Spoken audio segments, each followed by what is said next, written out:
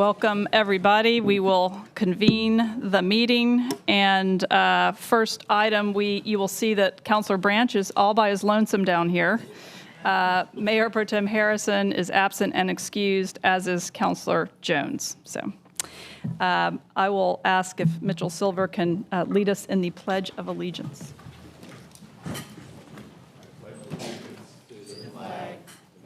States of America, and to the republic for which it stands, one nation, under God, indivisible, with liberty and justice for all. And I know we've got some visitors here. So Rebecca Dixon from Community Engagement is going to share the Raleigh Summer Youth Employment Program ambassadors. Good afternoon, Mayor Cowell, City Manager Adams David, and council members. The Raleigh Summer Youth Employment Program is a 43-year-old City of Raleigh workforce initiative that hires and develops youth ages 15 to 18, providing work experiences while equipping them with essential professional and life skills. One of our very own used to be a former Raleigh Summer Youth, Mr. Corey Branch. 4 years ago, I started the Raleigh Summer Youth Ambassadors. I know our program is great, but I needed the kids to tell the people it's great too. So our Raleigh Summer Youth Ambassadors are returning participants who serve as youth leaders and representatives of the program. They support our outreach efforts, volunteer at local community centers, and strengthen their leadership and civic engagement all through the year. We have now added the Alumni Alliance. The Alumni Alliance is an extension of Raleigh Summer Youth where we connect our outgrown participants and help them network, give them collegiate career advice, and continue to connect them to community engagement opportunities. Today, I want to introduce you to Meta, who is in our first cohort of the Alumni Alliance. Good afternoon, Mayor Cowell, City Manager Adams Davis, and the City Council members. My name is Meta Drame, and I've been a part of the Raleigh Summer Youth Employment Program for about 3 years. I started as a participant in the program like Healthcare Pathway, the Center of Black Health and Equity, and Entrepreneurship. Later, I had the opportunity to serve as an ambassador, and now I'm proud to say I stay involved through the Alumni Alliance. Through this program, this program has been one of the most meaningful and life-changing experience I've had. It doesn't just provide a job, it provides mentorship, guidance, and real-world experience. It helps young people build responsibility, confidence, and skills that we can carry into our schools, our careers, and our communities. Serving as an ambassador and Alumni Alliance member has allowed me to grow as a leader and use my voice to encourage others.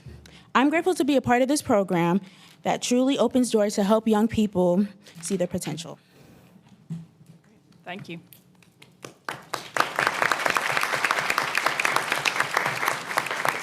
And this year is our biggest cohort. So this is some of the Raleigh Summer Youth Employment Ambassadors, but we actually have 22 that are currently ambassadors, and we actually have 6 that are in the Alumni Alliance. Right. Thank you.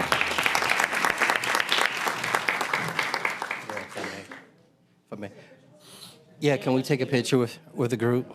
But also, while we're doing that, I just want to say thank you all. Congratulations for what you're doing. And one thing I would like to say, maybe something that can also be added. We have some boards and commissions that have a youth looking for someone between 18 and 21, and maybe through the alumni group, that may be a path forward. So I definitely want to mention that and highlight that as well.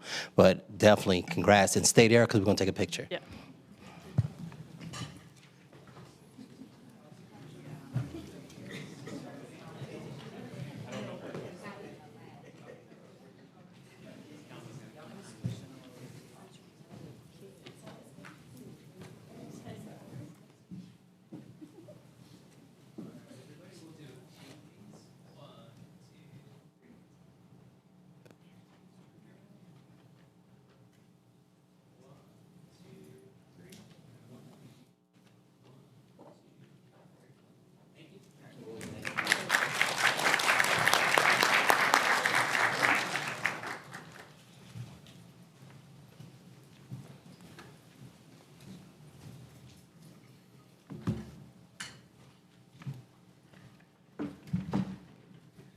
Right, next we have the consent agenda. There were no items pulled, so do we have a motion for the remainder?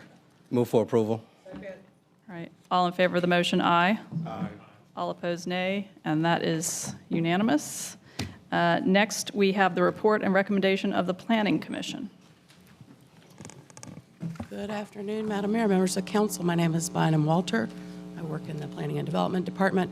I'm joined this afternoon by Nicole Bennett, the chairperson of the Planning Commission, and we have some items to report out to you.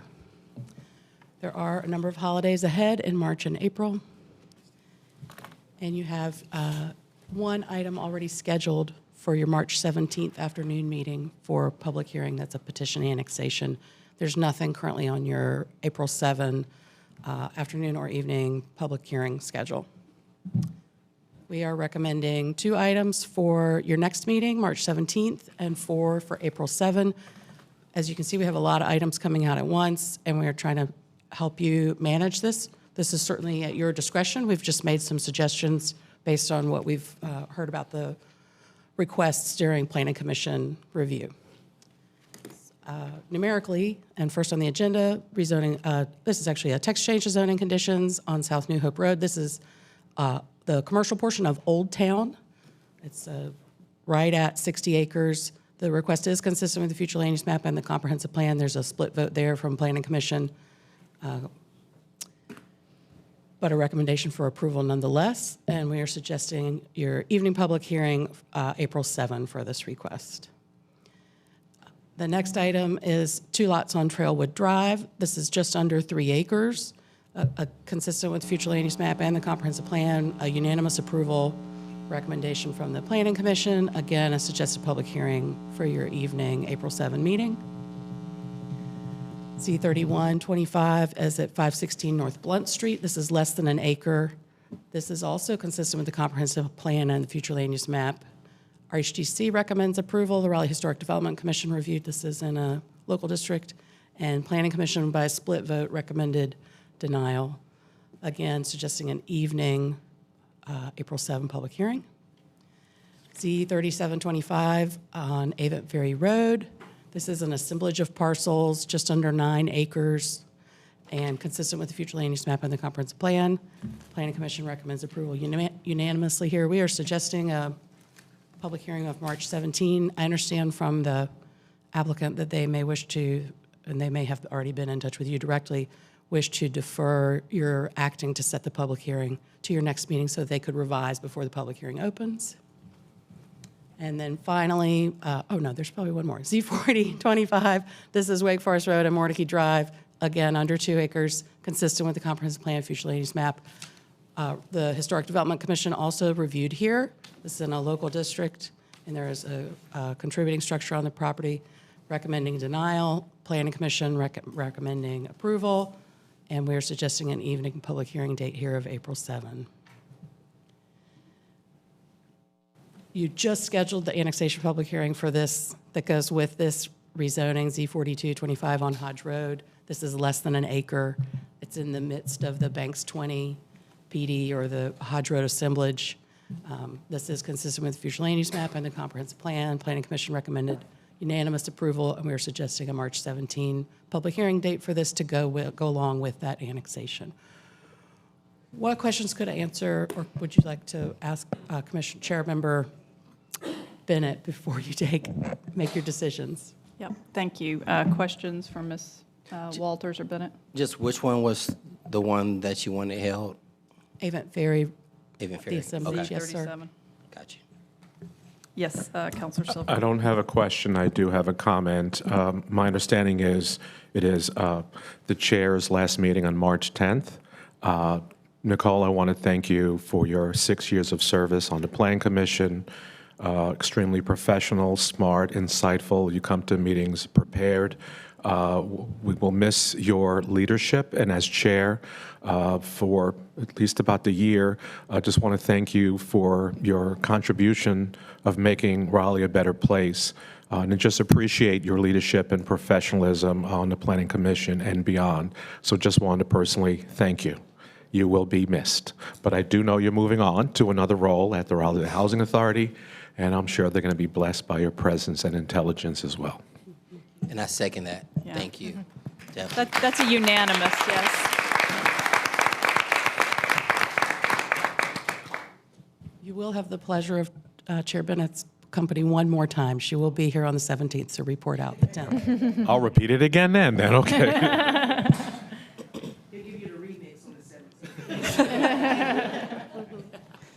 Counselor Patton. Yeah. Yes, agreed. Chair Bennett, you'll be sorely missed, and the city owes you a debt of gratitude. But I'd be remiss if we let you off the hook without answering for some of the conversations that might have been had at the last meeting. I'm particularly interested in the split vote about the OX in the Blunt Street one. Yes. Can you speak to the conversation that was had there? Sure, we had a lot of conversation about that one, and thank you all for your comments. It came down to, because the case was consistent with the comprehensive plan, it came down to whether or not we thought there was extraordinary detriment or extraordinary public benefit. Those of us who recommended denial were concerned about the impacts to the adjacent properties, particularly the shared driveway. There were lots of concerns about noise and light. There was lots of discussion about conditions that might have an enforcement issue on the city's part. There was some discussion about whether or not the applicant had coordinated with the community sufficiently. And those of us who wanted to recommend approval didn't disagree with any of that, but they didn't think the detriment rose to the level of extraordinary since the case had been determined consistent with the comprehensive plan. So that was really the gist of the conversation. Got it. Okay. And then, so you were not left with a sense that there were any particular conditions that if offered would have changed the sentiment of the commissioners who voted against? I don't think so. Okay. Can I ask a follow-up? Yep. Because I know y'all won't be here at the at the public hearing. Could this have been a restaurant by right now with this current zoning? That's what the applicant told us, that it could be a restaurant. So the current zoning here is office mixed use, which would not allow a restaurant outside of a mixed use building, as I understand it. Okay. Okay, thank you. Okay, other questions? And just one other one, maybe for staff on the New Hope one. It seems very strategically targeted to get a grocery store at some point in the process, and just haven't seen conditions that were quite so use specific. So I just want to make sure those are considered to be enforceable and allowable. Yes, that was a condition that the applicant voluntarily offered. We did work to try to adjust the language to help ensure that it would be enforceable. Okay. So, yeah, with if there's no other conversation, I'm happy to pull the Avon Ferry case out, bring that back as a special item to set the public hearing at the next meeting, and approve the remainder as recommended by staff. Second. Okay, any further discussion? All in favor of the motion, aye. Aye. All opposed, nay. Great, thank you. Okay, then that brings us to the report and recommendation of the city manager. Good afternoon, Mayor and Council. Just one item today in our brief agenda, and that is a property acquisition at 313 East Martin Street. We have Ken Bowers from Planning and Development here to walk you through that presentation.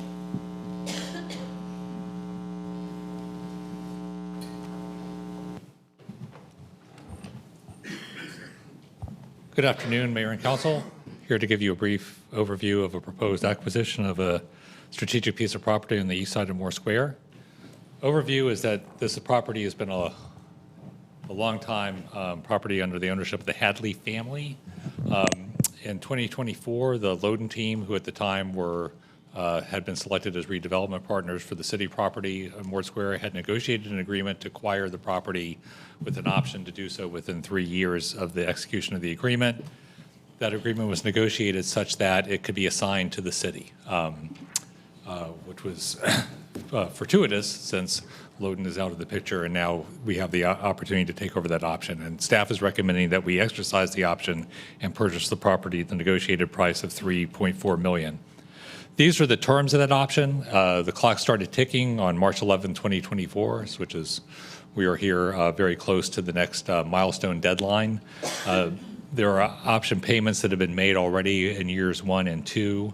And to continue it, you would either have to make the year 3 option payment or exercise the option. The key thing at the bottom of this table is that if we do not exercise the option between now and March 11th, the price to do so will go up by $200,000. So there is a monetary benefit to acting quickly. And in terms of the benefit to the overall redevelopment prospects of Moore Square, the sort of orangey color is what the city currently owns. The Hadley property is shown in blue, and you can see that it takes a big bite out of what is potentially a very attractive assemblage of property on the east side of Moore Square, and its inclusion would facilitate much better development outcomes for the future redevelopment of this area. So our next steps, we have been working with the market research firm, real estate consulting firm of RCLCO, and their subconsultants, the architecture firm LS3P, to market test some different development scenarios. We would expand that work to include this additional property and look at positioning the east and south sides for a future solicitation.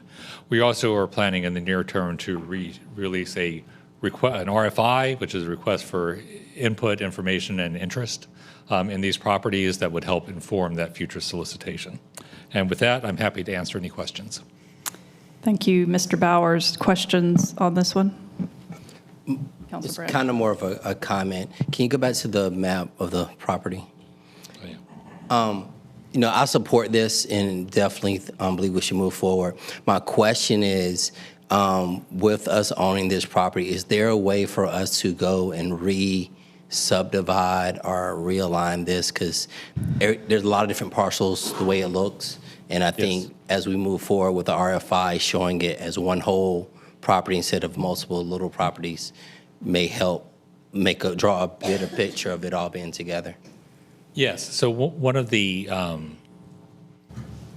key outcomes of the next steps of working with RCLCO and LS3P is to essentially figure out what's an efficient layout on the site, and then we could have the opportunity to recombine the property. But until we do those physical test fits of building types on the site, we don't know where to draw the lines. But once we have that determined, that would allow us to do exactly what you're requesting, and which would be an excellent idea. Okay, all right. And did you have a comment? Yeah. So just to kind of like draw this all out, so there's been press recently that kind of says affordable housing is not happening. But so just to kind of, again, draw it out, if we purchase this and we move swiftly to purchase this, we own that whole block. And so our priority of bringing affordable housing to the core of downtown is more likely to be realized if we action this today. Is that correct? That's correct. Okay. Yeah, and I just want to thank you for your work on this, and I think you, in anticipation of a positive vote, this is an easy choice, and to echo Councilor Patton, we are all for affordable housing here. The city is moving forward with affordable housing downtown. We will find a new partner, and I am excited now that we have this parcel that it will be even better than before. So, Thank you. all right, other commentary? All right, we need a motion. Move for approval of purchase.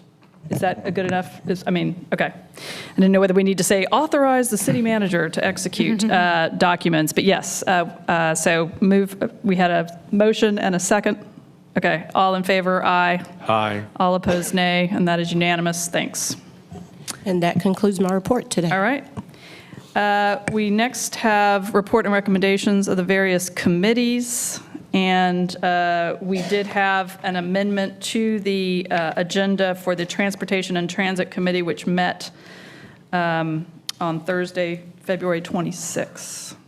Yes, that's right. Transportation and Transit Committee meeting met last week. We heard updates. We heard some old but also more elaborated information regarding the Six Forks Road project and the just sort of road and traffic conditions that are present on the corridor today. I think we got some interesting insights about where the actual pinch points are and where the most impactful improvements will be, although those are going to be outside of our sphere of control. And then we also got a sneak preview of a major investment study about North BRT, but that information will be coming more fulsomely to the full council in the coming months. And so with all that said, we'll just report this out of committee with no action taken. So moved. Right. Thank you. Do we need a second for that? No. The chair says it's out with no action. We're good. Okay. Okay. Thank you for chairing that and for the public input. Okay. We'll do and there's no more committee reports, so we will start down here with Councilor Branch on the report of mayor and council. I just want to thank all the residents who did their civic duty yesterday. That's why we're here today on Wednesday for our meeting, and I look forward to us continuing to move the city forward. That's all I have because I'm tired. Yep. Congratulations, Councilor Branch, and I have no further report. I don't have a report other than I want to thank both staff and my colleagues for enduring my training for the past 16 weeks. My Saturday mornings are going to be relatively free after completing that major race. So I just want to thank everyone for their support and well wishes. Got back Monday and look forward to having a year off before I endeavor to run another marathon. So thank you all.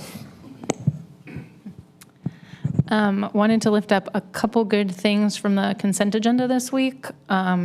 We authorized a contract for maintenance services along several interchanges, and that will include mowing, litter pickup, and debris removal. And like particular shout out because Mitchell Mill Road is included in that, and that is an area where I've gotten a lot of constituent feedback, so they'll be glad to know about that. And we also authorized an interlocal agreement with the town of Wake Forest to make the user experience more seamless, so that we worry so you don't have to, as we want to make sure that when you call 911, it just needs to work, and that interlocal agreement will help ensure that happens. So those are the two things I wanted to lift up. And then one new item, I wanted to ask if we could send a topic to committee, to Economic Development and Innovation Committee. It's a sort of two-pronged energy question. So one bucket is that I think there is some council interest in the city's energy use. So how are we managing and thinking about our energy use related to AI? Also, how is the electrification of the fleet shifting to energy use as opposed to fuel use? How are we thinking about impacts to moving into newer buildings that are LEED certified, and how that might impact our energy costs, et cetera? So there's sort of the city's energy use bucket. And then a second bucket of this energy strategy question is around data centers, how peer cities are preparing for pressures of data centers in their corporate limits. And then in our case, also, how are we preparing our water policies to be responsive to data centers that might not be inside our corporate limits, but on our water supply?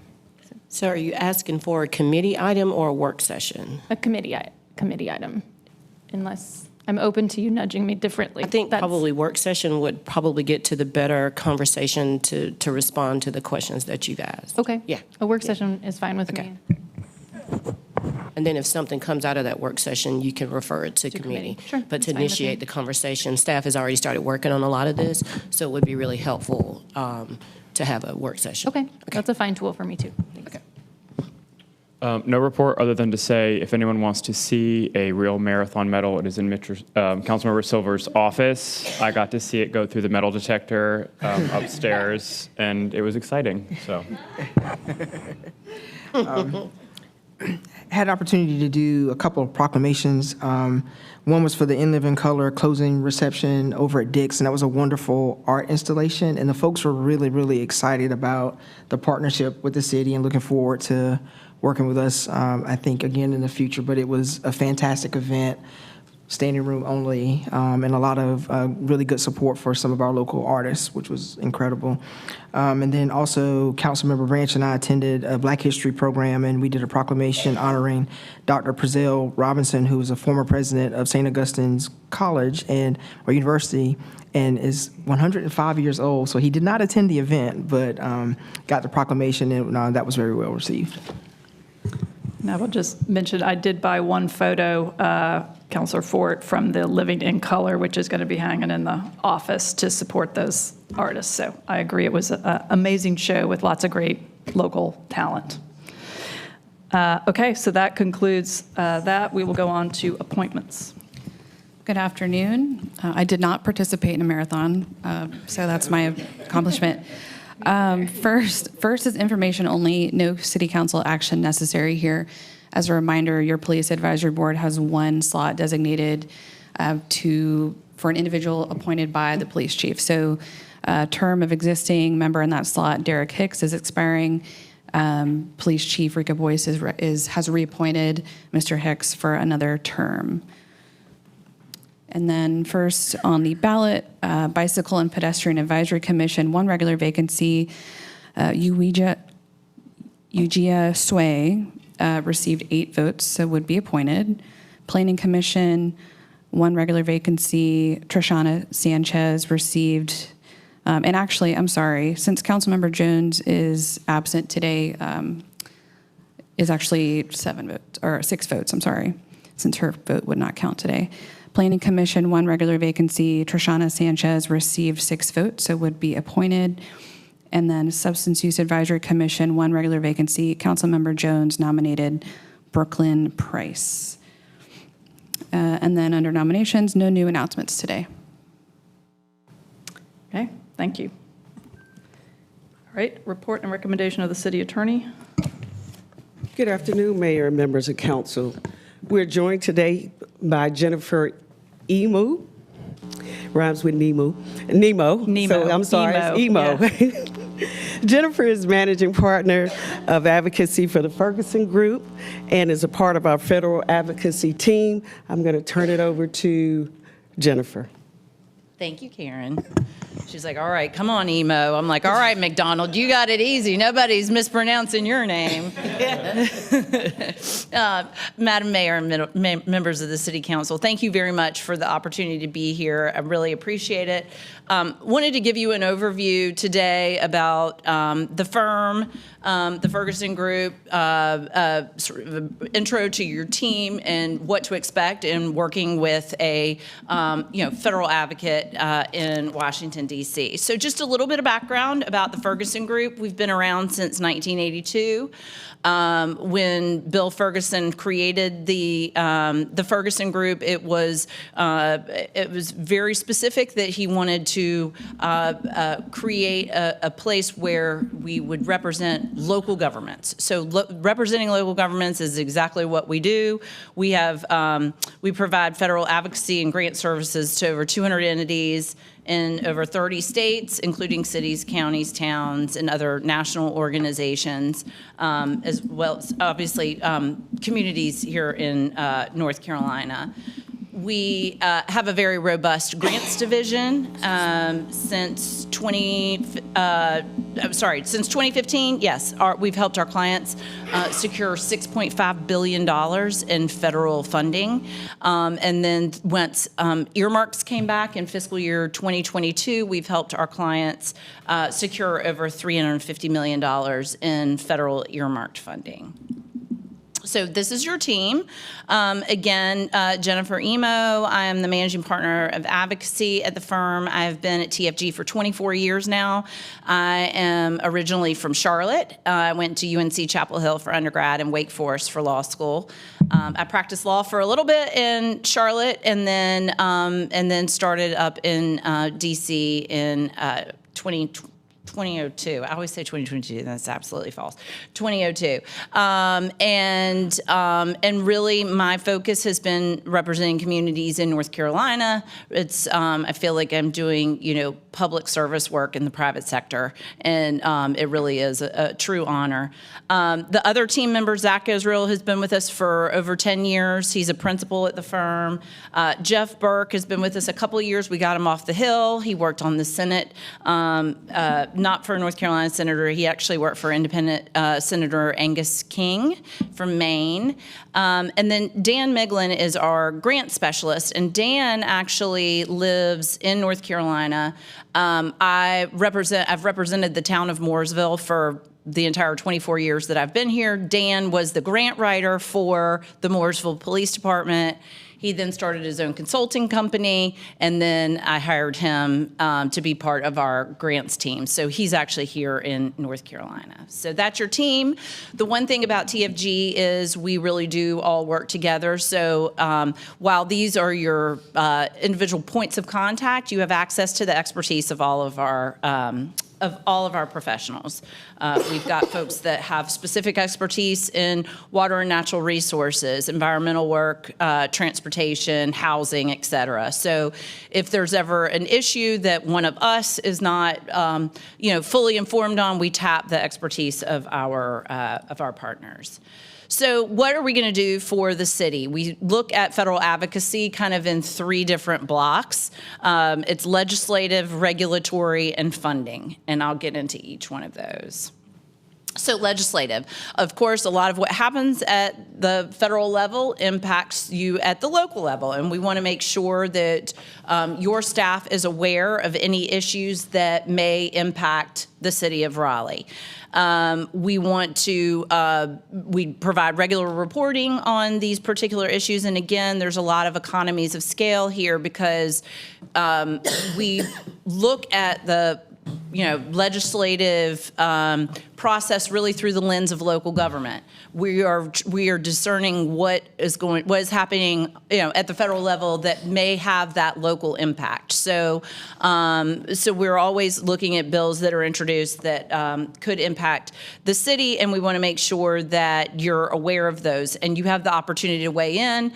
Either it's favorably or in opposition. So, one of the things we've already done, and Mayor, you highlighted this particular issue, but there's a coalition of local government organizations that worked that included National League of Cities, U.S. Conference of Mayors, NACO, et cetera, that worked together to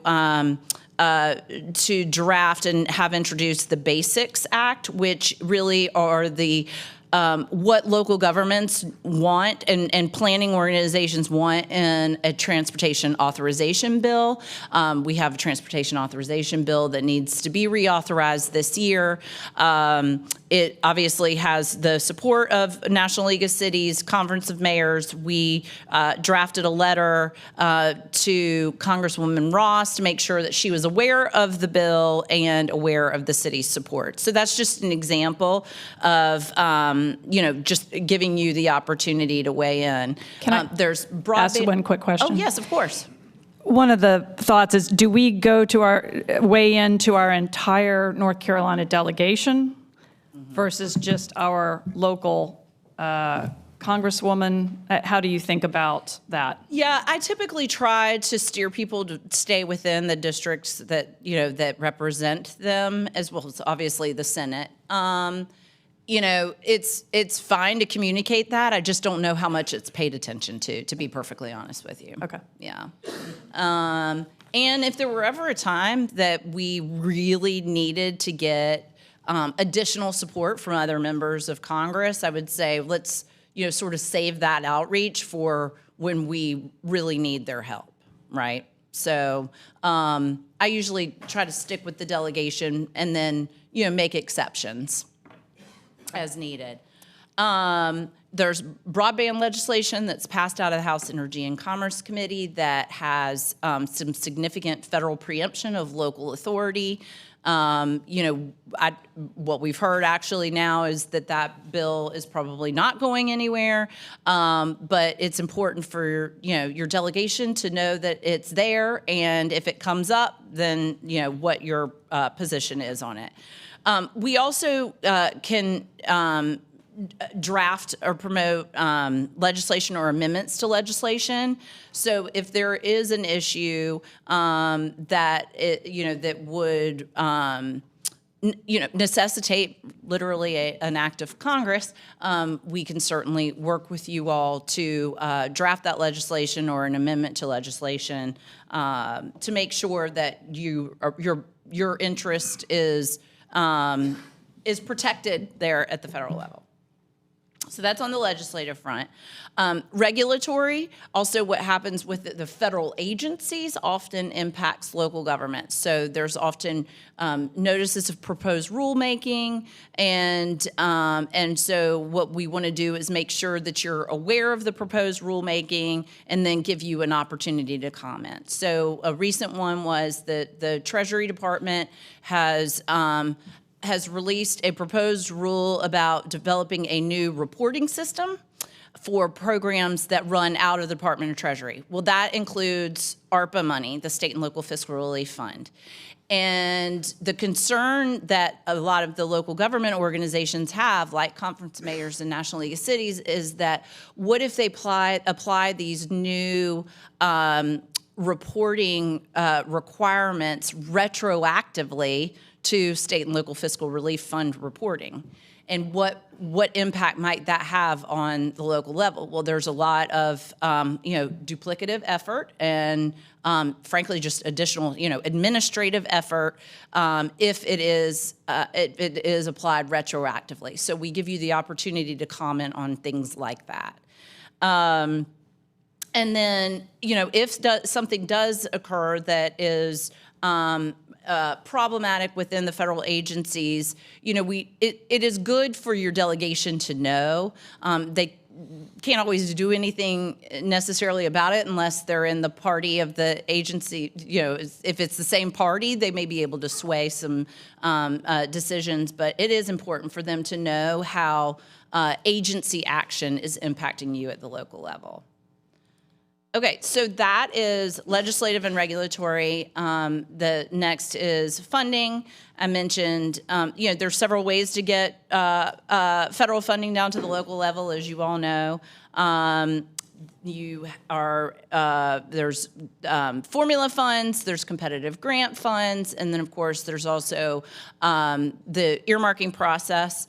So we offer the opportunity for you to participate in the appropriations process, whether it is ensuring significant funding for priority programs. So for example, in the fiscal year 2026 appropriations process, there were serious concerns about funding levels for CDBG and home.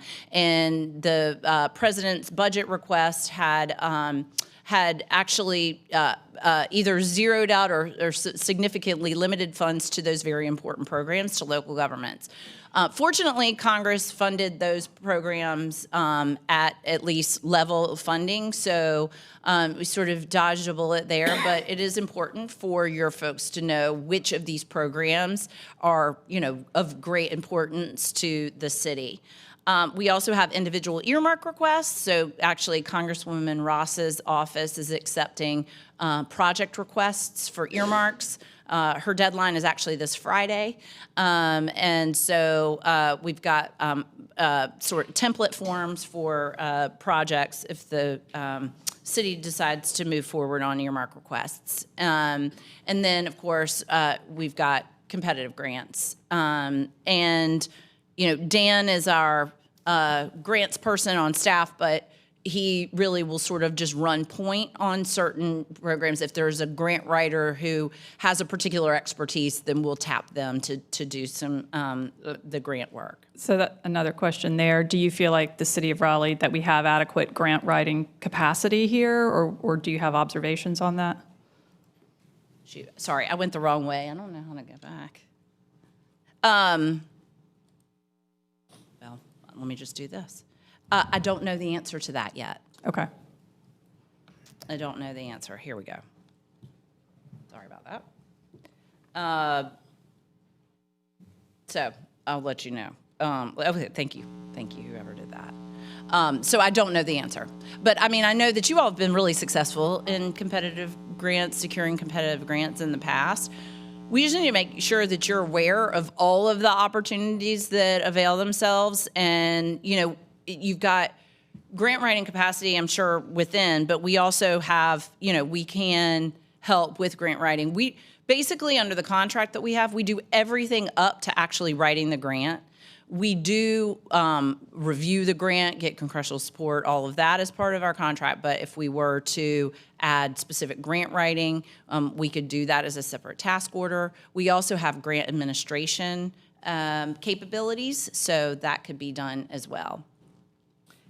And again, I have no reason to think that the city of Raleigh hasn't been successful or, you know, done everything we need to do here. But how would a city council know that we're being aggressive enough and, you know, taking enough shots at basket to actually get revenue, and how we're doing against our peers?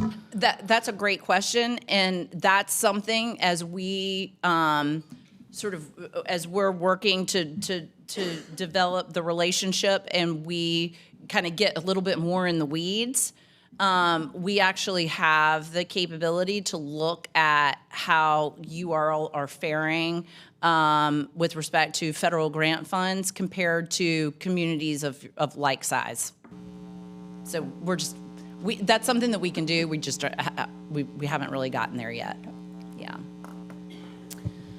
So just for your information too, communications is a big part of what makes federal advocacy successful. We provide weekly reports to your staff, and weekly and biweekly reports. We also do TFG special reports.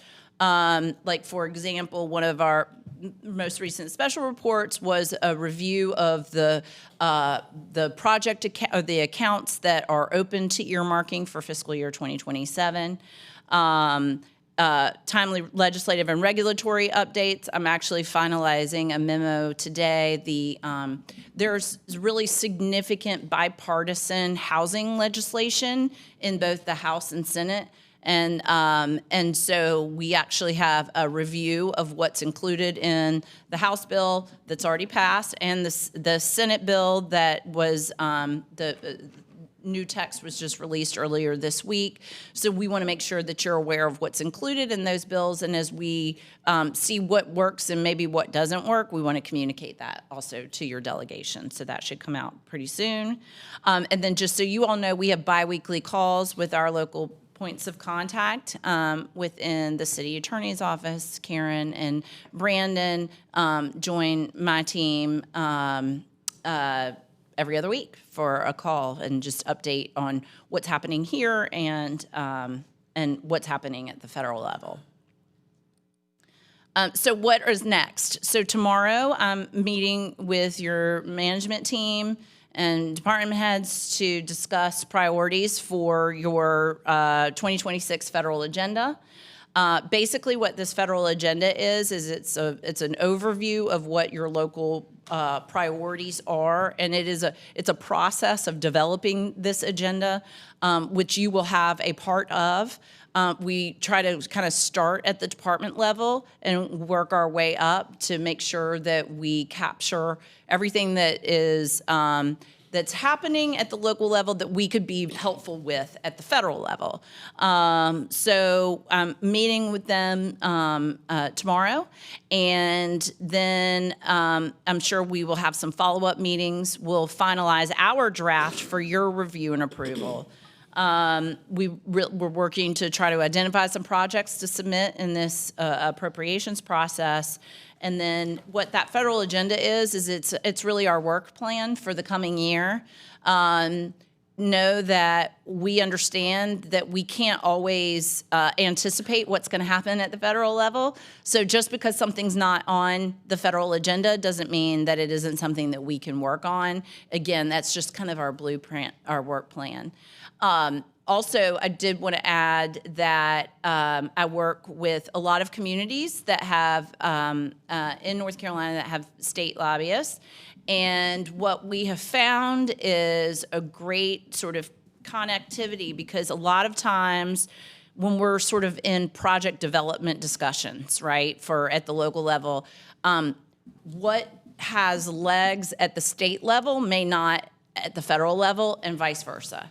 So you really are covering all of your bases by exploring opportunities at both the state and federal level, because those are often not duplicative, right? They are complementary. So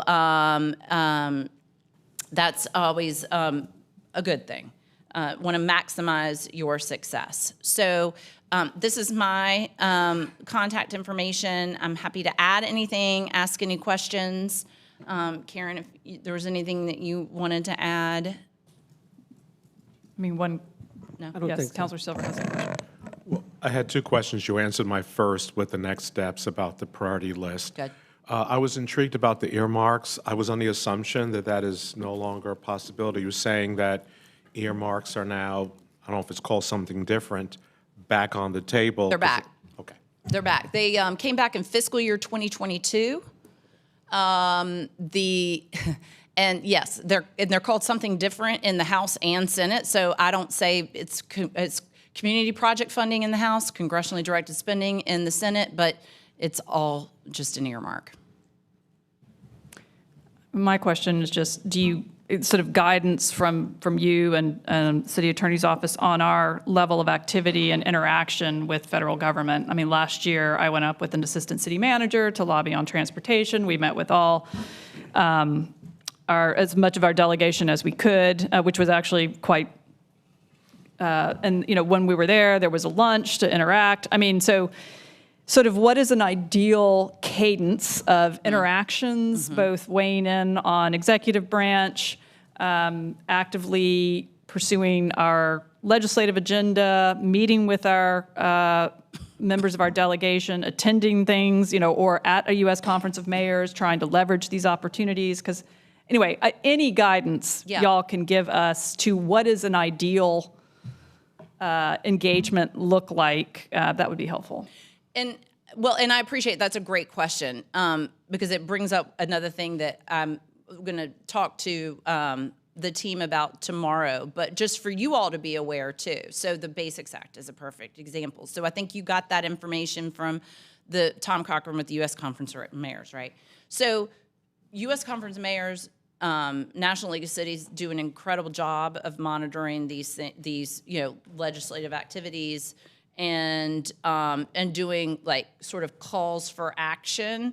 It is so important for you to communicate exactly how this, like what seems like a national issue, impacts this city, right? Your members of Congress need to understand how that really impacts their constituents. So So that communication is important, and a lot of that is by email at a staff level, frankly. Now, there are certain things that there will be appropriate times, I think, for you to come to Washington. It's good when you have a very specific ask, right? So like if you went and had talked about your specific transportation priorities, maybe you went to DOT and whomever at DOT and also talked with the, right committees, et cetera, like that can all, that's all very important to do. I like having an opportunity to sort of walk the halls with folks and especially like presenting the federal agenda so that your members of Congress understand what your priorities are and sort of talking through those, and then as needed come up on a specific issue. When you're in DC, if you ever need support, we're there. Just so you know, too, when you do Hill meetings and agency meetings, we take care of all those logistics. provide talking points, leave behinds, all that good stuff. So we try to make it as easy for you guys as possible. Thank you. All right. Looks like anything else you wanted to say? No, that concludes my report. Okay. Thank you. It was a pleasure. Appreciate y'all. Appreciate it. Okay. We have the city clerk. Good afternoon, Mayor and Council. 2 items and then 1 additional item that does not appear on your agenda today. First off, the draft minutes for the February 16th budget work session and the February 17th regular session were included in your agenda materials. Move for approval. All in favor of the motion, aye. Aye. All opposed, nay. It's unanimous. Thank you very much. And second, the results of the upset bid process for the disposition of a city-owned parcel have concluded after 5 months. So, Council, on September 16th, 2025, Council authorized the disposition of the parcel at 8919 Hunting Trail, declared it as surplus, and authorized it to be disposed of via the upset bid process. That has finally concluded after multiple rounds of bids. And at the close of bidding, the bid of $132,000 from MBM Builders Incorporated remains the high bid. So staff is asking today for council to accept the bid and authorize the appropriate city officials and staff to execute all the documentation necessary to convey the property, subject to review by the city attorney and city manager. Second. All in favor of that motion, aye. Aye. All opposed, nay, and that is unanimous. Thank you. That's all I have. Thank you. Next, we have a motion in order to enter into closed session pursuant to General Statute 143, 318, 11A3 to consult with the city attorney in order to preserve attorney-client privilege. So moved. Second. All in favor of that motion, aye. Aye. All opposed, nay, and we are into closed session.